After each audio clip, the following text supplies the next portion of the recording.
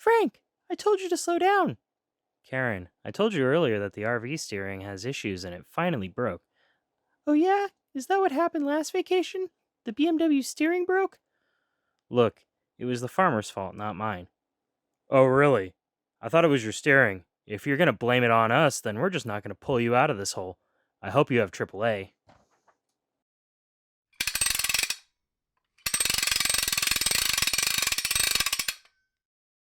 What's up, rail fans and model railroaders? James here with Boulder Creek Yard, and I finally have the video for my Waller's NMRBO contest entry. This has been a long time coming. It's been a busy last month or so. I had to scramble to finish this up, so I didn't get to actually really shoot anything while I was doing so. And then we had the 4th of July, and almost immediately after that, I went on about a week vacation with John and Sydney from TSG Multimedia, Albert, or you might know him as Fabio from Chasing Trains, as well as Michelle Kempema and a whole slew of other people that I will get to in its own separate video. If you follow me on social media or Heath's Discord server, you will probably have seen a lot of the videos, or pictures anyway. But I'll share some of that later on. It's going to be a whole bear to edit. Kind of scared of that, but we'll get to that later anyway. So what you see here. This is what I'm calling Green Roof Co-op, or GRC, on account of all of the green roofs everywhere. So this would be my entry for the Waller's NMRBO, or National Model Railroad, build-off for 2022. I chose the adult category, and the kit that I picked was Ag by Rail, so I had to basically make a 3-foot by 2-foot diorama. The buildings that they sent were this building right here. So I think State Line Farm Supply. This is some co-op or warehouse of some sort. I don't know. I kind of hate that building at this point because I have built it far too many times. Last year it was in my build-off entry. But at this point, I'm kind of annoyed with it. This building was not part of that. I purchased that as a kit. And then this building right here was included in the kit. This grain elevator. And same with the grain bin over here. These bins and pretty much all the vehicles you see here, with the exception of the little truck over here, are 3D printed. Well, also this guy over here is not 3D printed. But pretty much everything else is 3D printed and painted by hand by myself. Oh, forgetting one more thing that's not 3D printed. Let me pull it out. This little truck right here. This little truck right here is not 3D printed. It is the Atlas N-scale truck, I think, something like that, but I have put the GRC logo on it. And then the trailer that it's pulling, the grain bin, or the grain trailer, is 3D printed. This RV is 3D printed. This little dumpster back there, 3D printed. A lot of the little details like that one, and these grain bins, 3D printed. All of these vehicles over here are 3D printed, either from Shapeways or Etsy, or myself. I have resin printed a few things.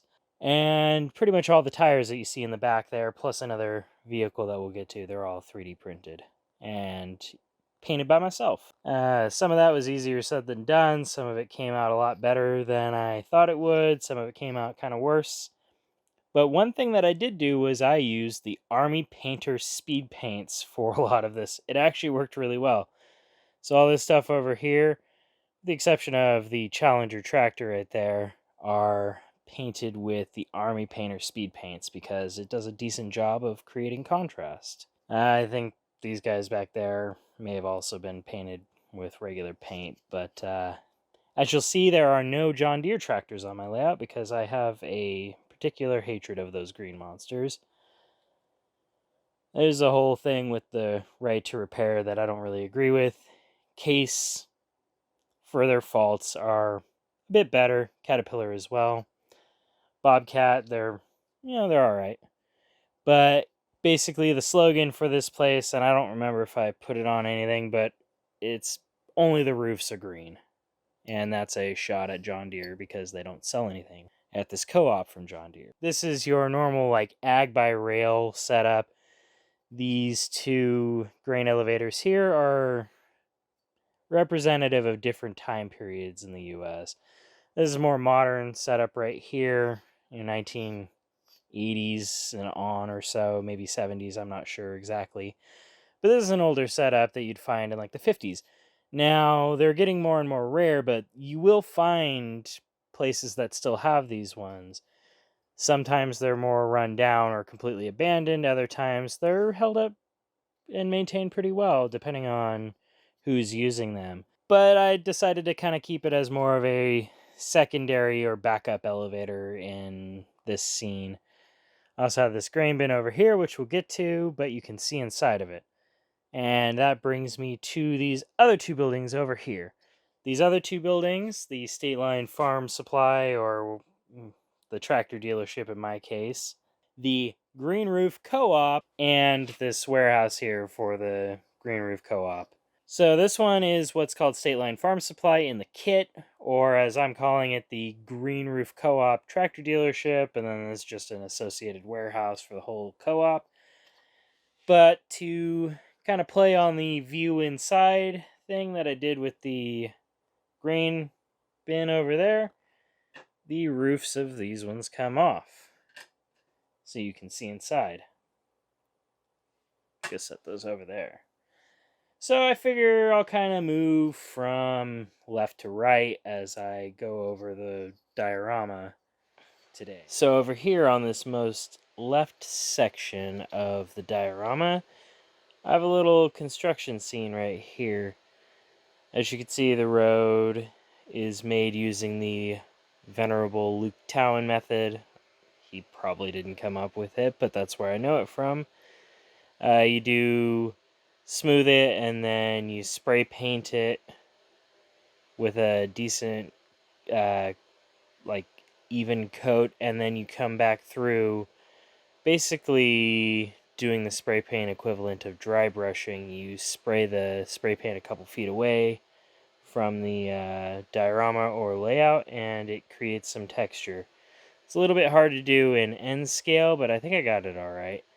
But then you can also see spots where they have patched the cracks and done other patching in the past because the roads for agricultural areas tend to be absolutely trashed. But you could see they're getting ready to lay some kind of line, or maybe they're working on the water main, something, I don't know. It's up to your imagination on what you would like it to be. A little bit up from that, we have the parking lot area for both the shop and the dealership. As you can see, this grain cart has a little bit of dirt on it. It was probably lent out for a week or two to a farm, either to use because some of their equipment was down, or they're testing it out to see if they want to buy it, something like that. This combine in the back, you could see it has the header behind it, and then off over to the right, which we'll get to in a little bit, is another header on a trailer. And then up behind it, this isn't actually part of the dealership itself, a Challenger tracked tractor with a grain cart behind it. For those who don't know, Caterpillar has an agricultural division.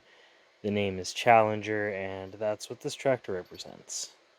Well, we'll go ahead and move off to the right a little bit. Alright, so inside of the dealership, it's kind of a smaller tractor dealership, we're going to say. So you'll kind of see some of the more details when I spin the whole diorama around and go from the other side. I'm not going to go in depth like I am here with that, but you'll see some of the details that you can't currently see because I can't get my camera directly over this. So this is indicative of a smaller dealership that also has a shop in the background. All of these little details in here are 3D printed. Some of them from Shapeways, some of them from Etsy, some of them from eBay. the tractor right there, also from Etsy. But I also did kind of the shop doors right here with the mechanical bits that you'd see on there. Now, I didn't do the motors. That seemed a little bit hard, so I figured I would leave it where it was without trying to destroy it. It also could be more of a roll-up style door where you don't have to, or you don't have a motor on it, you have like a chain or something like that. But there's the little mechanics in there, some little details spread around, air compressor, jack, this is a shop heater, and then various tools along the side here. And then the reason that this tractor is in is because Farmer Andy rolled it. Well, let's see if I can get it out. Yeah, he rolled it and it's getting some reconstructive surgery. In reality, I dropped it, and since it's 3D print, a resin 3D print, it kind of shattered. That was my own dumb fault. I had the thing completely built, and then I proceeded to destroy a really well done print. So I glued it all back together, and now it's in the shop. So what you can't see up front here is there's a forklift with some tires, and he's moving them around. And same with, come on, out back, there's a bobcat moving some tires around over here. And little portable generator. In reality, it's on Shapeways, it's like a water pump or something like that, but for me, it's a generator. So as we move over to the right here a little bit, let's go ahead and push that truck back where it goes. The truck here is the Woodland Scenics one that was included in the kit, but it's got an IBC tote in the back, and all the IBC totes, as well as these seed bags and fertilizer bags, and over here, the pallets, they're all 3D printed. I'm actually really happy with how much I got to 3D print, or had 3D printed. I would have tried to 3D print everything myself, but the files weren't available and I just don't have time to learn the modeling, so on and so forth. But this scene right here, as you can see, I didn't put the rafters all the way across. That's so you can kind of see inside a little bit better, because I did place all the rafters across there before gluing them in, and I realized you just can't see in there. It's not good. So you kind of get the idea. Over here is a truck parked with the combine header on it, as well as various junk strewn around there over here, and it's shadowed at the moment because I don't have a light directly overhead, which I'm realizing I should probably move everything over before I continue on. But there's just various bits and pieces strewn in about the scenery here. And the other thing that I have, let's drop this down, is the electrical poles here from Woodland Scenics. It's their utility system, and it goes to power boxes on the side of the building there. And then I also have the Woodland Scenics lights.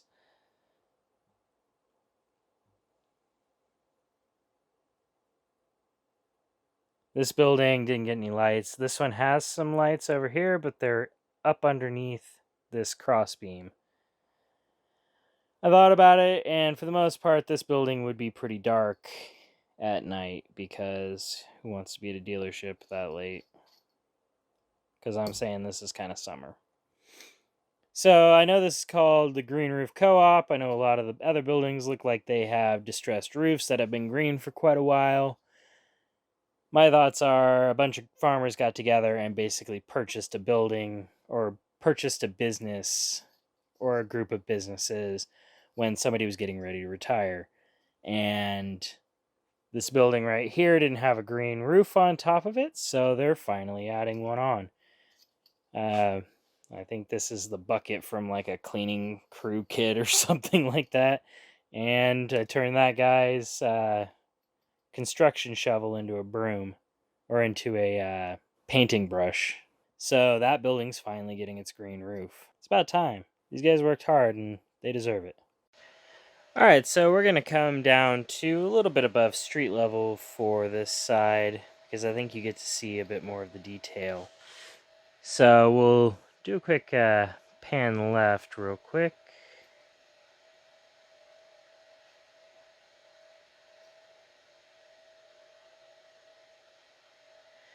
And you can see some of the signs for the construction, as well as you probably saw in the overhead shot some of the cones.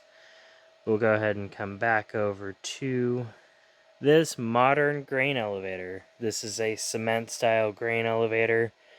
It's one of the more modern ones, and I don't know why Walthers puts these doors about midway up on it. I think the intention was that maybe they'd have some kind of walkway around them or something. This is basically the same kit that you get in HO scale, and I have seen people put the walkways around them, and they actually look pretty nice. But I did not have the time to do that in N scale. Still, they're a bit odd. I get why this door is here. That is for loading and unloading equipment. Say you need to bring a motor in or out of there. You can see over here, got more of the utility detail over here, and then down here in the corner is I think it's like an electrical distribution box system. That's another Shapeways print. Just a little bit of info about these grain elevators if you don't know how they work. Basically, they can take grain from the rail in the back over here, same with this one, and they can also generally dump grain out of that elevator into there. Although I'm not sure if you're going to find a lot of them that can dump out grain on the rail side. That's probably more of a something that you'd find at a manufacturing plant for cereal and stuff like that. Other things that take in grain, big bakeries, whatnot. But over here on the trucking side, you will definitely see a grain pit down below here, as well as the ability to put grain into the trucks. Just depends on how they're shipping. But some of the bigger facilities will actually be able to take grain from the train hoppers and put them into the elevator. So over here in the front, like I said, we have those two Iowa scaled engineering silos. One of them looks to have shifted back, or maybe I knocked over. Oh, there we go. Knocked the power line over so that it was stuck on there. I'll get to this in a little bit here, but I've taken this grain silo and cut it in half so you can see inside. But let's come up to this front view real quick. So I had this idea really early on that I wanted something crashing into the irrigation canal on this scene. And I was going to do something like a BMW or another car like that, but I couldn't find any good models of them that I felt like painting up. So I decided to paint up this little RV and make it like a family from the suburbs or something like that has come out here and managed to crash their RV off into the ditch. Maybe another tractor was coming down and it was a little bit wider than the other guys expected, but regardless, it ended up with them in the ditch, and the nice farmers in the area have come to pull them out. So right up here you can actually see a little bit more of the detail of the irrigation canal crossing.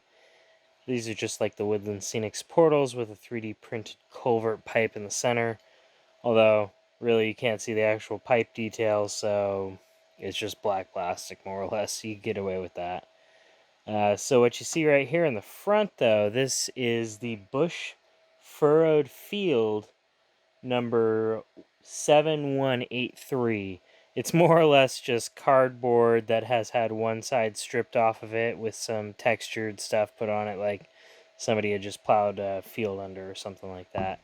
It's actually really hard to find, and last I checked on eBay, I probably bought the last that you could find here in America.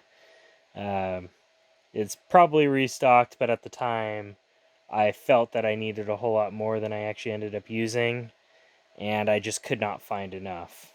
But it's actually kind of cool stuff. Now, I'm sure you could make it on your own, but I like the way that it came out. So for the water up here, I just used Envirotex Light with some Mod Podge gloss with some pigment mixed in. I don't really like the way that it came out, but it is what it is. I didn't have enough time to fix it, so that's where I ended up. All of the brush and stuff that you see, for the most part, this stuff is Martin Welberg, along with this and some static grass. The trees are Woodland Scenics. You can see various Martin Welberg things in here. I used a lot of the Woodland Scenics Just Plug stuff, as I think I pointed out earlier, but I also used a lot of regular LEDs, but they're all hooked up to the Woodland Scenics Just Plug system because that thing has the resistors built into it. So the nice thing about that is you can basically throw a JST plug on it or use their quick link system or whatever the heck it's called and plug in any regular LED that you have and have it work out just fine. Alright, so we're just going to flip around here and I'm going to give you just a down the street view.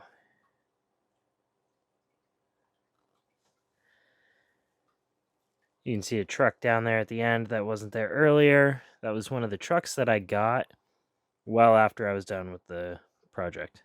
There was a little bit of a delay in shipping. Now that you've seen that, we're going to slide down a little bit to the right here, and I'm going to show you the inside of this grain bin. So now we've got the other bit of this scene, the inside of the grain bin here.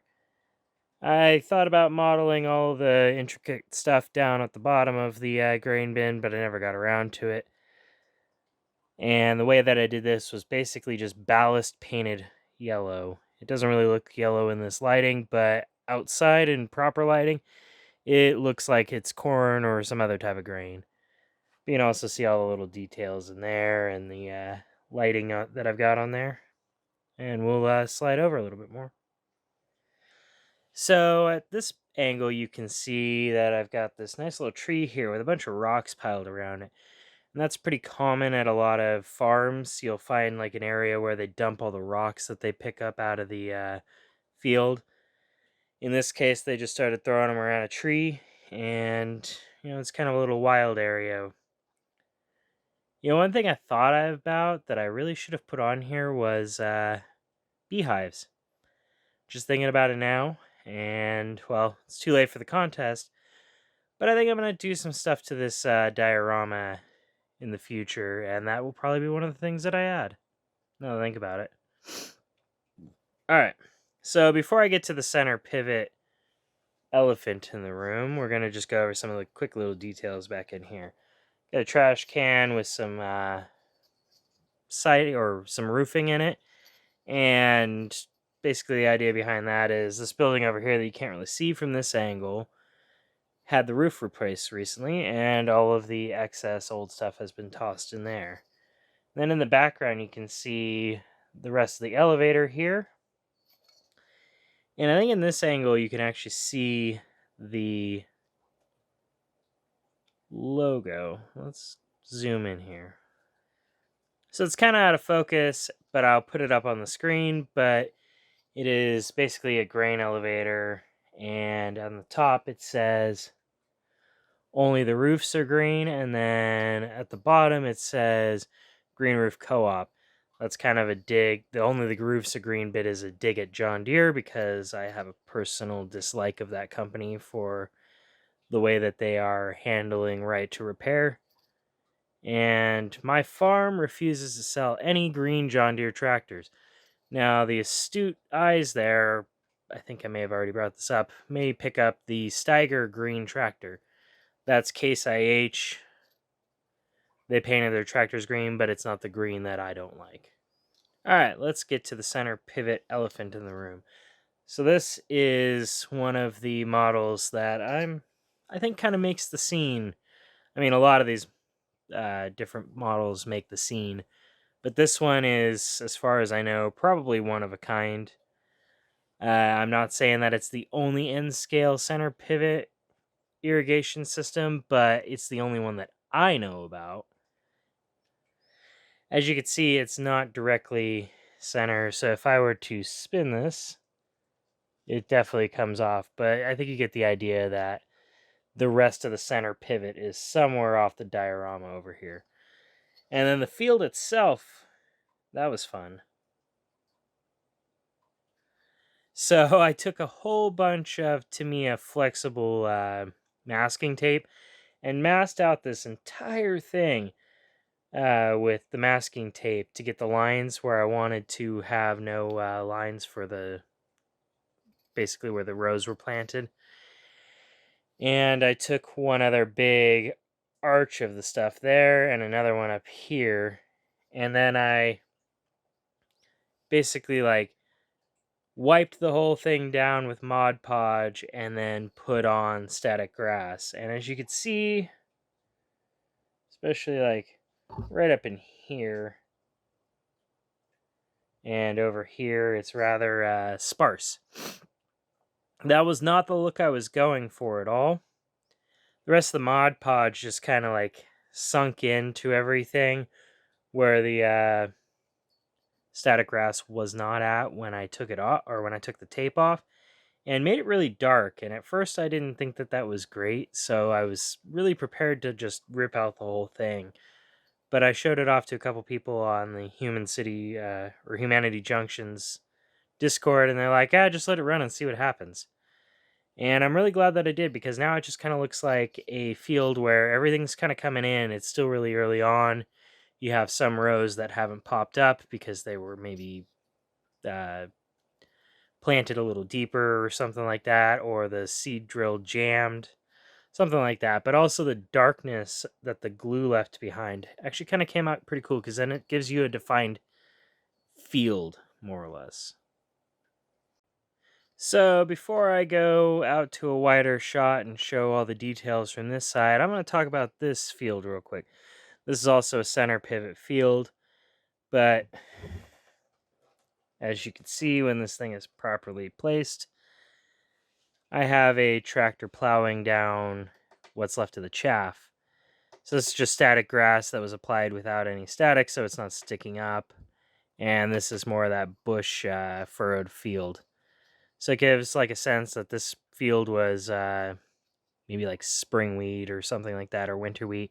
It's already been plowed, and they're going to plant some more winter wheat there this year or something like that. And I should say it's not been plowed, but it is being plowed right now. And then once that's done, they'll come through and cultivate it, basically break up the big clumps and make it more flat. And then they'll go through and do whatever kind of soil amendments they need. And then they'll go in and plant, roll it, and then just wait for it to grow, more or less. In this scene, the big center pivot arm would be off of the diorama somewhere over here, because they want to swing it out of the way. And basically, once they kind of get to a spot where the center pivot would be in the way, they get out, turn it on, let it rotate around until it's out of the way, and continue plowing. So these fields are not generally plowed in a big sweeping motion from the center like you might think. They're not ever plowed like this, really.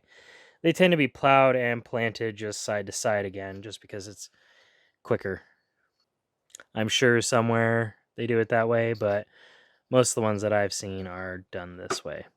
So here we are on the other side of the diorama, and my whole plan this year was to kind of make this thing viewable from every side, whereas in last year you could only view my other one from 3 sides. So I really had to be cognizant of details on the back. But as you can see at the back side of the dealership slash mechanic, they have a little yard here in the back where they've got a bunch of tires stowed with some IVC totes and a generator, as well as a spare combine chute and an oil tank for heating and such. And then over here, just some more general trash details, stuff that would accumulate over years and years and years. And then I've got a bunch of the Little Woodland Scenics flags. The one on the other side of this grain elevator is HO scale, and this one is the N scale one. More or less, from this side, there's not a whole lot to see. There's a dirt road crossing right there. So I'm gonna put some photos up on the screen now, and these are the photos that I submitted to Walthers for the competition. And I have already been selected as one of the finalists for my category for adult N scale. But I'm going to place some links down below, and you can go to the Walthers Facebook page as well as their Instagram and find my photo, and I will highlight the photo here. This is the one you'll see on the screen. And that photo, you're going to go to it either via my links or just go to their website or go to their Facebook, and you're going to like the photo and comment on the photo.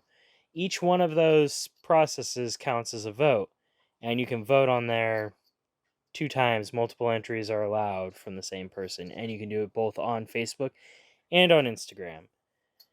So also, I suggest that you go and look at other people's photos, and if you like one of those, go ahead and like it and comment and vote on it, because there are some pretty good entries this year.